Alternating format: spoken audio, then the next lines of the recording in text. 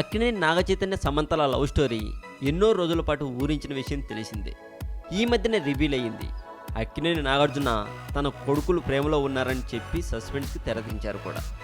తమ ఇంటి పెద్ద కోడలు సమంత అని చెప్పి చేయుతూ ప్రేమించిన అమ్మాయి ఎవరో స్పష్టం చేశారు. అయితే వీరిద్దరి ప్రేమ సంగతి నాగార్జున కంటే దగ్గుబాటి రానాకే ముందు తెలుసట.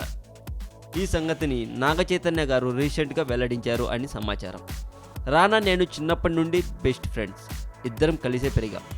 నా ఆలోచనలు ఇష్టాలను ముందు తనతోనే షేర్ చేసుకుంటాను.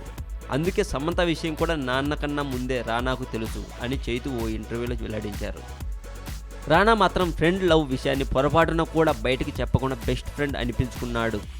అంతేకాదు తను బయటికి చెప్పే తప్పు అసలు చేయలేదు, అందుకే రానా అంటే నాకు చాలా ఇష్టం అని నాగచైతన్య గారు ఇంటర్వ్యూలో చెప్పారని సమాచారం.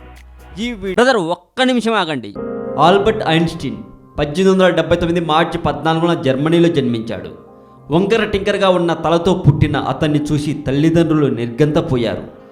డిగ్రీ అయిపోయాక ఐన్స్టీన్కు ఉద్యోగం వెతికి పెట్టాలని తన తండ్రి హెర్మన్ చాలా ప్రయత్నించాడు. తన మీద తనకే నమ్మకం లేని ఐన్స్టీన్ కూడా ఇన్సూరెన్స్ ఏజెంట్ లాంటి మామూలు ఉద్యోగం చాలు అనుకున్నాడు. 1902లో స్విట్జర్లాండ్ రాజధాని బెర్న్కి వెళ్ళాడు. వింత వింత విషయాలు, మానవుల మేధస్సుకు అందని కొన్ని మిస్టరీల గురించి తెలుసుకోవడం కోసం మా కొత్త ఛానల్ తెలుగు మోజోని కూడా సబ్స్క్రైబ్ చేయండి. ఈ వీడియో మీకు నచ్చినట్లయితే లైక్ చేయండి, షేర్ చేయండి. ఈ వీడియో మీద మీ కామెంట్ కూడా పోస్ట్ చేయవచ్చు.